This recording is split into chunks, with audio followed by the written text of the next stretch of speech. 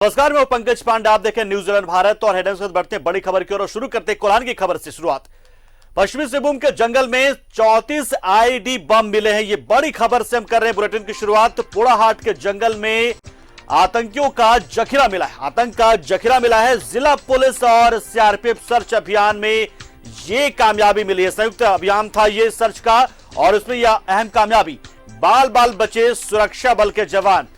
गीती लपी से मारी देरी के बीच ये आईडी बम मिले हैं और बाल बाल बचे हैं सुरक्षा बल के जवान। सुरक्षा बलों को नुकसान पहुंचाने के मकसद से ही इन बमों को लगाया गया था। तो पोड़ाहाट जंगल से आतंक का ये जखीरा मिला है और सर्च अभियान चल रहा था। पुलिस और सीआरपीएफ का संयुक्त अभियान था ये और इसी में एक के बाद एक 14 आईईडी विस्फोटक जो बम है वो सुरक्षा बलों को मिल गए और ये गनीमत रही। ये कृपा थी शायद ऊपर वाले की कि आज सुरक्षा बलों ने बिना चूक किए एकदम सतर्कता के साथ इस जगह में सर्च अभियान चलाया और 34 आईईडी बम सुरक्षा बलों को मिला। यहां पर जिला पुलिस और सीआरपीएफ के जवान का यह संयुक्त ऑपरेशन चलाया जा रहा था और इसी कड़ी में ये 34 आईईडी बम मिले हैं। चाईबासा के पोड़ाहाट जंगल से इन बमों को बरामद किया गया है। गीतलपी से मारीदरी के बीच में ये 34 आईईडी जो बम है अलग अलग जगह पर लगाकर रखे गए थे और मकसद साफ था, सुरक्षा बलों को निशाना बना। लेकिन आज सुरक्षा बल के जवान बेहद सतर्क थे, पूरी तरह से चुस्त दुरुस्त होकर वो जंगल पहुंचे थे और बहुत ही सावधानी से के साथ वो आगे बढ़ रहे थे और अपनी सूझबूझ सतर्कता की वजह से इन आईईडी बमों को उन्होंने समय रहते ढूंढ लिया और उन्हें निष्क्रिय कर दिया गया। तो गीती लपी से मारीदरी के बीच में ये आईईडी बम मिले हैं। 34 आईईडी बम के मिलने की खबर है और सभी बमों को फिलहाल डिफ्यूज कर दिया गया है। बड़ी और अहम खबर इस वक्त हम आपको बता रहे हैं। जानकारी कोल्हान से सबसे बड़ी ये आ रही है कि जहां पर चाईबासा में पश्चिमी सिंहभूम में जंगल में पोड़ाहाट के जंगल में आतंक का जखीरा मिला है और इन सभी 34 आईईडी बम को नष्ट कर दिया गया है। गीती लपी से मारीदरी के बीच में सुरक्षा बल के जवान जा रहे थे और इसी दौरान ये आईईडी बम मिले, लेकिन सतर्कता और चुस्त दुरुस्त हमारे सुरक्षा के बल के जवानों ने अपनी सतर्कता से सूझबूझ से इन बमों को डिफ्यूज कर दिया, पहले ढूंढ लिया। और ज्यादा जानकारी के लिए सीधा रुख करते हैं हमारे सहयोगी राजेश पतिका जो फोन लाइन पे हमारे साथ जुड़ चुके। राजेश, सब कुछ कैसे हुआ? सर्च ऑपरेशन के लिए सुरक्षा बल के जवान निकले थे, जिला पुलिस और सीआरपीएफ के जवान निकले थे, क्या वो खुद ही उन्हें यह मिला या फिर किस तरह के कोई सूत्र मिला था, कोई क्लू मिला था पहले से सुरक्षा बलों को कि यहां पर बम छुपा कर रखा गया है, या फिर जिस तरह से सतर्क थे उसी दौरान ये बम नजर में आ गया इनके सुरक्षा बल के जवानों के? जी बता दूं, सारंडा और पोड़ाहाट के जंगलों में पिछले कई महीनों से सुरक्षा बलों की लगातार कॉम्बिंग ऑपरेशन या सर्च ऑपरेशन जारी है और इस बीच पुलिस एसपी को एक सूचना मिली थी कि इस जंगल में गितिलपी और मारादेरी के पास में जो है उग्रवादियों के होने की सूचना, गुप्त सूचना मिली थी।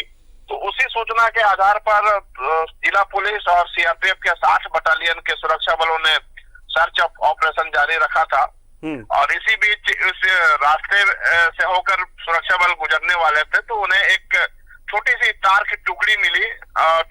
उसी तार के टुकड़ा के बदौलत उन्होंने अपना सर्च ऑपरेशन और जो बम जो सर्च करने वाले जो मशीन के माध्यम से इन्होंने सर्च ऑपरेशन को आगे बढ़ाया।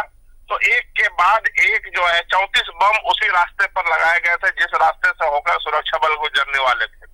तो यह कह सकते हैं कि एक मौत का बड़ा जखीरा मिला है और कहीं ना कहीं सुरक्षा बलों को टारगेट किया गया था। इसके साथ साथ इस रास्ते पर आम लोग भी आना जाना करते हैं तो सुरक्षा बलों को तो भारी नुकसान पहुंचता ही पहुंचता, शायद उसके चपेट में आम लोग भी आ सकते थे। ये बता दो पंकज जी कि पिछले कई महीनों से सुरक्षा बल जो है माओवादियों के ऊपर भारी पड़ रहे हैं। जिला पुलिस और सीआरपीएफ के लगातार बड़े अभियान चलाए जा रहे हैं तो कहीं ना कहीं माओवादी जो है या उग्रवादी जो है वो काफी डिप्रेस्ड है और सीधे तौर पर अटैक नहीं करके या पुलिस सुरक्षा बलों पर कोई हमला नहीं करके वो इस तरह के हथकंडा अपना रहे हैं जिससे कि सुरक्षा बलों को भारी से भारी नुकसान पहुंचाया जा सके। क्योंकि एक महीना पूर्व अगर हम देखें तो 22 आईडी इसी तरह से इसी के पास के जंगल में ही मिला था और वो भी बहुत बड़ा विस्फोट, जब डिफ्यूज किया गया तो बहुत बड़ा विस्फोट हुआ था। जिससे कि अगर सुरक्षा बल इसकी चपेट में आते तो इनके परखच्चे उड़ सकते थे। बिल्कुल, लेकिन और इस बार भी जो मंसूबा था उस पर पानी फिर गया, क्योंकि चौकसी जो बरती, जो सतर्कता बरती सुरक्षा बल के जवानों ने, तो ये उनका नापाक मंसूबा कहीं ना कहीं अब पानी में मिल गया। बहुत बहुत शुक्रिया राजेश, हमारे साथ जुड़े आप और बड़ी जानकारी आपने दी और बताया कि किस तरीके से निशाना बनाकर इन आईडी बम को प्लांट किया गया था, उसी रास्ते में जिस रास्ते से सर्च ऑपरेशन के दौरान सुरक्षा बल के जवानों को जाना था। बहुत बहुत शुक्रिया राजेश, हमारे साथ जुड़े आप और आपने जानकारी अहम दी इस खबर से जुड़ी हुई। बढ़ते खबरों में आगे, बड़ी खबर चकधरपुर से आ रही इस वक्त। यहां पर पुलिस और पीएलएफआई नक्सलियों के बीच मुठभेड़ की खबर है और इस मुठभेड़ में 3 पीएलएफआई नक्सलियों को गिरफ्तार किया गया है। चकधरपुर के केरा क्षेत्र की घटना है ये। तो लगातार पुलिस की ओर से एक के बाद एक कार्रवाइयां की जा रही है और इसी कड़ी में हर बार पुलिस को सफलता मिल रही है। पुलिस जिस रणनीति के साथ आगे बढ़ रही है और ऐसे में पुलिस के सामने बड़ी यहां पर कामयाबी मिल रही है। लगातार पुलिस रणनीति के साथ आगे बढ़ रही है लगातार। चकधरपुर में इसी कड़ी में पीएलएफआई के 3 उग्रवादियों को, नक्सलियों को गिरफ्तार किया है पुलिस ने यहां पर। और रुपेश, इस खबर पर पूरी जानकारी देने के लिए हमारे साथ फोन लाइन पर जुड़ चुके राकेश, पूरी जानकारी आपसे जाएंगे यहां पर कि मुठभेड़ कहां पर हो रहा था और क्या सरेंडर किया है नक्सलियों ने।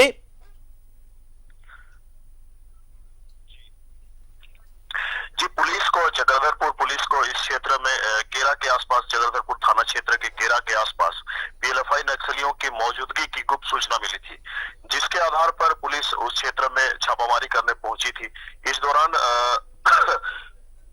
पीएलएफआई नक्सलियों की ओर से फायरिंग किया गया। बिल्कुल, हालांकि पुलिस की ओर से जिस तरह से जानकारी मिल रही है, पुलिस की ओर से कोई फायरिंग नहीं किया गया है और इस दौरान पुलिस द्वारा 3 पीएलएफआई नक्सलियों को वहां गिरफ्तार किया गया है।